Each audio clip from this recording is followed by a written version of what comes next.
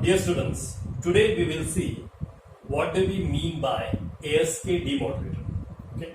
Now we all know that the basic explanation for demodulation is that we have to extract the information, message or data from the modulated carrier. Now in this demodulator of ASK, there are two types. One is called as synchronous or coherent demodulation, and the second one is called as asynchronous or non-coherent demodulation.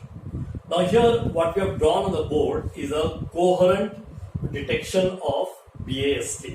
Okay. Now in this, the most important thing is we are going to use a synchronous carrier. In the receiver stage, we are going to use a synchronous carrier. Now here we have shown a multiplier whose main input will be binary ASK signal. The amplitude shift keying signal is the main input, and the second input will be a locally generated synchronous carrier. Now this is used for synchronizing the timing between the receiver and transmitter, and that is why it is called as coherent. Once you know that it is coherent, that means you have to show this synchronous carrier.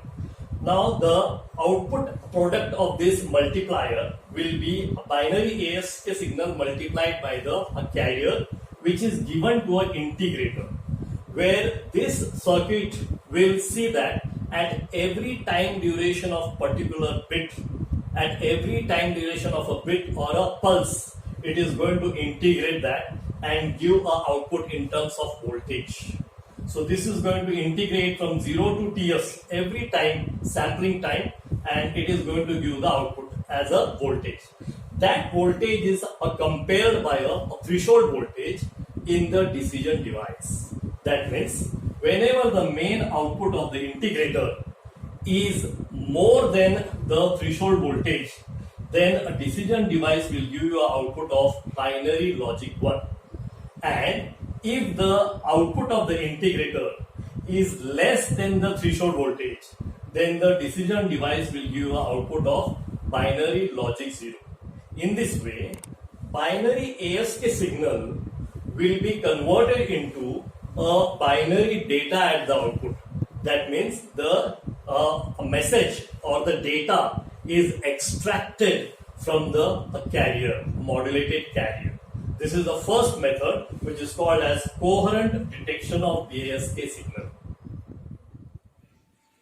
For students, next we will see the non-coherent detection of BASK signal. Now here in this figure, you don't see any synchronous locally generated carrier because we don't want any synchronization over here. This is the asynchronous method. So here if you see the diagram, the main input of a BASK signal is given to a band pass filter, where the band pass filter will see that all the noise frequency band is eliminated and only the signal is passed to a circuit called as envelope detector. Now here this will consist of a rectifier and low pass filter.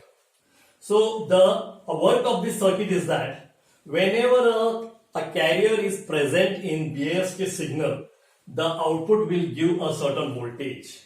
Whenever a carrier is absent in the BASK signal, the output will give 0 voltage. Okay. So here, whenever there is a binary 1 which is having a carrier, their output voltage of envelope will come out. And whenever the input is of binary 0, the output of envelope detector will be low voltage. Okay, so that voltage of envelope detector is compared with a threshold voltage in the decision device. Now, if this voltage is more than the threshold voltage, the output will be binary logic 1. And when this voltage is less than the threshold voltage, then the output will be binary logic 0.